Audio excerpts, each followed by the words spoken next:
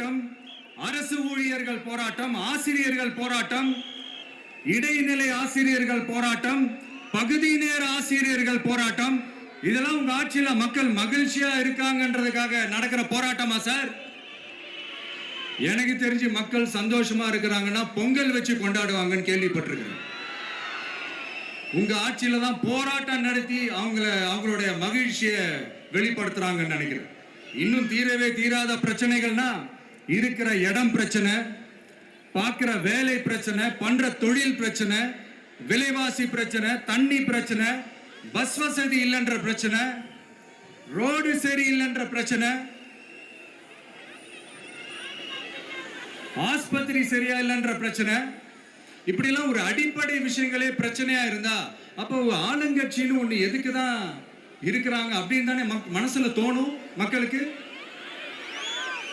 ஆட்சிக்கு வர்றதுக்கு முன்னாடி தான் பொய்யா அடிச்சு விட்டீங்க. இப்ப ஆட்சியை விட்டு போகும்போது கூட பொய்யா பேசுறீங்களே சார், என்ன சார் இது? மாத்தி பேசுறதுல நீங்க வேற லெவல் தான் சார். ஆட்சிக்கு வந்த அடுத்த வருஷமே 2022ல 70% வாக்குறுதிகளை நிறைவேற்றிட்டோம்னு சொன்னாங்க. அப்புறம் போன வருஷம் 90% வாக்குறுதிகளை நிறைவேற்றிட்டோம்னு சொன்னாங்க. அப்புறம் இந்த வருஷம் 505 வாக்குறுதிகளை 404 வாக்குறுதிகளை நிறைவேற்றிட்டோம். கிட்டத்தட்ட ஒரு 80% வாக்குறுதிகளை நிறைவேற்றிட்டோம்னு சொன்னாங்க. முதல்ல 70, அப்புறம் 90, அப்புறம் 80. இன்னும் தேர்தல் நெருங்க அது 60, 50, 40, 30, 20ல போய் நிற்கும்னு நினைக்கிறேன். அதையும் அவரே அறிவிப்பாரோ என்னமோ எனக்கு தெரியல. முதல்வர் ஸ்டைல்லையே சொல்லணும்னா, பொய்யிலேயே பிறந்து பொய்யிலேயே வளர்ந்த புலவர் பெருமானே, கொஞ்சம் அதை திருத்தி சொல்றேன், புலுகர் பெருமானே. அது இன்னும் பொருத்தமா இருக்கும். அவருடைய அண்ட புழுகு, ஆகாச புழுகு என்ன தெரியுமா? பெண்களுக்கு பாதுகாப்பு தமிழ்நாட்டில் எங்க போனாலும் கொட்டி கிடக்குதான்.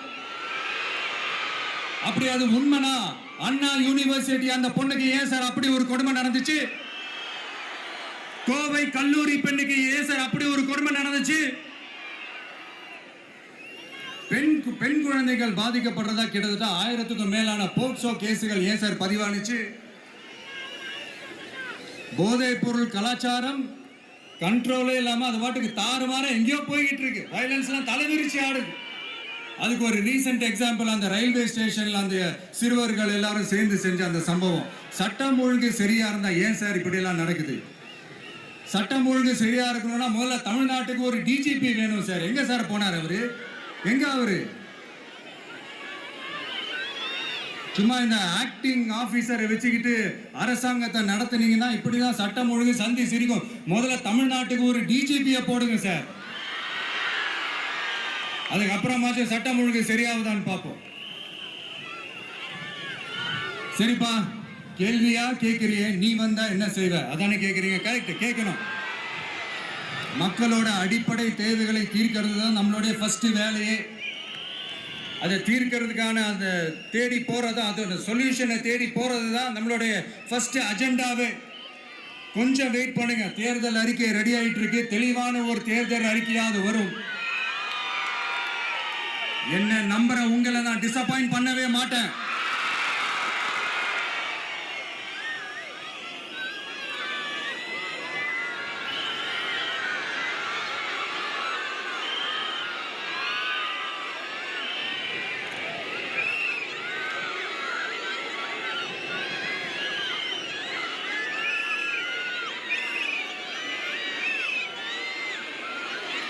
இந்த சும்மா ஆட்சிக்கு வரணும்ன்றதுக்காக இந்த நடைமுறைக்கு சாத்தியமே இல்லாத இந்த மாதிரி விஷயங்கள் எல்லாம், வாக்குறுதிகளை நான் என்னைக்குமே கொடுக்கவே மாட்டேன். அதே மாதிரி ஆட்சிக்கு வந்ததுக்கு அப்புறம் கூட அவங்க அது தரல, இவங்க இது தரல அப்படின்லாம் பம்மிக்கிட்டு இல்லாம உங்களுக்காக எந்த எக்ஸ்ட்ரீமுக்கும் போய் நான் போராடவும் தயாரா இருக்கிறேன்.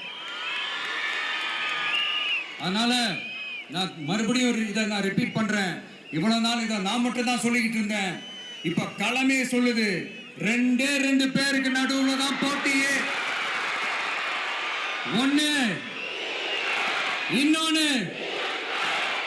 ஒன்னு தூய சக்தி டிவிக்கு, இன்னொன்னு தீய சக்தி DMK.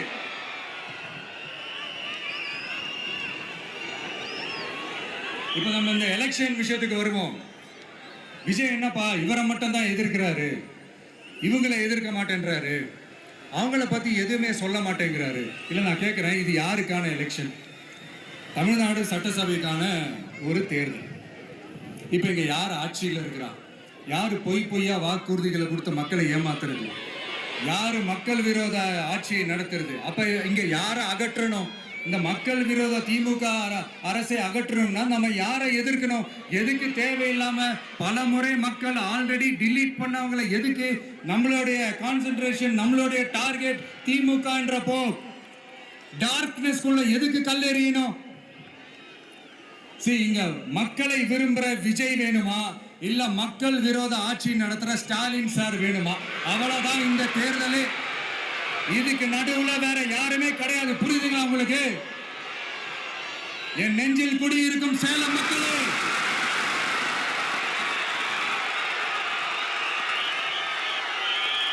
one last simple question. Vijay நம்புறீங்களா, ஸ்டாலின் சார நம்புறீங்களா? அவ்வளவுதான், முடிஞ்சு போச்சு. கதம் கதம். போர் முழக்கம் உங்களை ஒரு நிமிஷம் கூட தூங்க விடாது. இந்த போன லாஸ்ட் வீக் இந்த டிஎன்பிஎஸ்சி அந்த எக்ஸாம்ஸ், அந்த குரூப் 2 எக்ஸாம்ஸ் அதை அனௌன்ஸ் பண்ணிட்டு உடனே அதை கேன்சல் பண்ணிட்டாங்க. இது உலகத்துக்கு எல்லாருக்கும் தெரியும்.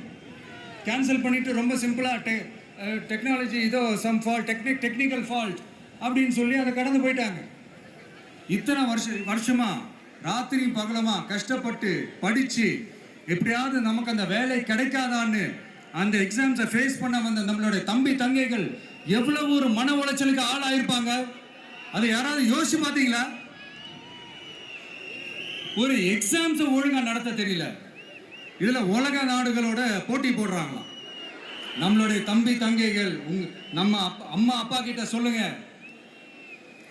யாரும் தைரியம், எல்லாரும் தைரியமா இருங்க. வரப்போறது உங்க ஆட்சி, நம்ம ஆட்சி.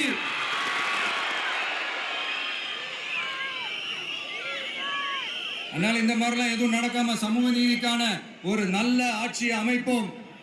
இளைஞர்களின் வேலை வாய்ப்புகளை மனசுல வச்சுக்கிட்டு டிரான்ஸ்பரண்டா அதுக்கான ஒரு தீர்வை காணுவோம். நான் விக்கிரவாண்டி மாநாட்டில் பேசும்போது ஒரு பொலிட்டிக்கல் பாம் ஒன்று சொன்னேன், ஞாபகம் இருக்கா? ஆட்சியிலையும் பங்கு, அதிகாரத்திலையும் பங்குன்னு ஒன்று சொன்னேன். இப்போ அந்த பொலிட்டிக்கல் பாம் எல்லா கூட்டணியிலையும் வெடிச்சுக்கிட்டு இருக்கு, தாறுமாற வெடிச்சுக்கிட்டு இருக்கு. ஸ்டாலின் சார்லாம் பதறாரு. ஆட்சி அதிகாரத்தில் பங்கெல்லாம் தமிழ்நாட்டில் ஒத்து வராது அப்படின்னு சொல்றாரு. அவங்கள பொறுத்த வரைக்கும் ஜெயிக்கிறதுக்காக மட்டும்தான் கூட்டணி, மற்ற எல்லாத்துக்குமே அவங்க தனி அணி, அவங்க மட்டுமே ஒரே அணி. வெல்வோம் ஒன்றாக, ஆனா வரும் வெல்த்தெல்லாம் பார்ப்போம் தனியாக. அந்த வெல்வோம் ஒன்றாக என்றது இதுதான் அந்த சீக்கிரட்டு. புரிய வேண்டியவங்களுக்கு நல்லா புரியும் நினைக்கிறேன். உங்களோட நான் இருக்கேன், நம்மளோட நம்ம மக்கள் இருக்காங்க. இதுக்கு மேல என்ன வேணும்? கான்பிடென்டா இருங்க, நல்லதே நடக்கும், வெற்றி நிச்சயம். மீண்டும் சந்திக்கும் வரை நன்றி, வணக்கம்.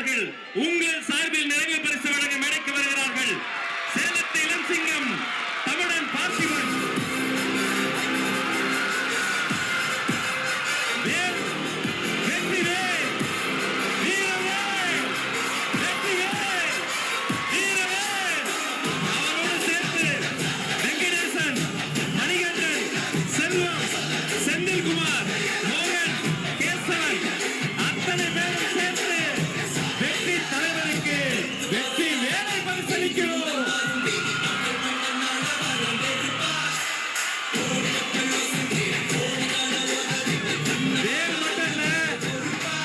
வெற்றி தலைவனுக்கு இன்னொரு பரிசு தர போறாங்க.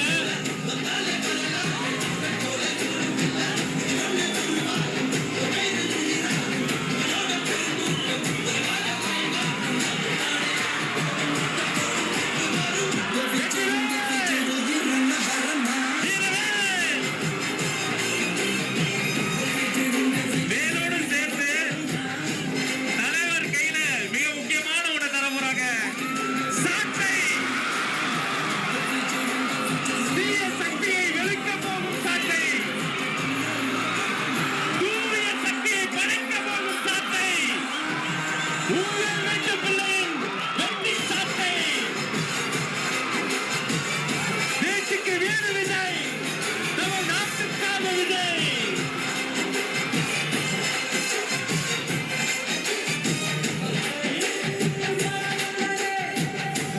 இந்த தமிழ்நாட்டு மக்களையும் என் கழக தலைவரையும் காப்பாற்றுவதற்காக இந்த வீரமே ஊழல் சக்திகளை ஓங்கி அடிக்க சாட்டை. விலகுவோம் ஊழல் சக்திகளை நல்வாழ்த்தி தருவோம். நன்றி. கழக மாவட்ட செயலாளர்களுக்கு நன்றி.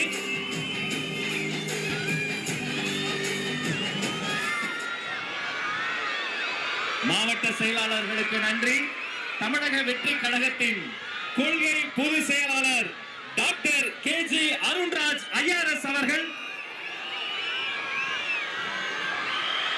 மாங்கனி மாநகரில் வெற்றி செங்கோலை பரிசாக தருகிறார்.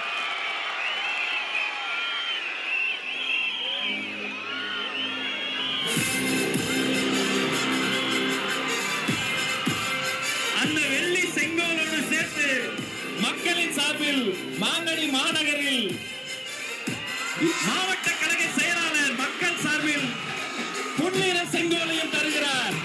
இரட்டை செங்கோல், இரட்டை போர் யானை போல் இரட்டை செங்கோல்.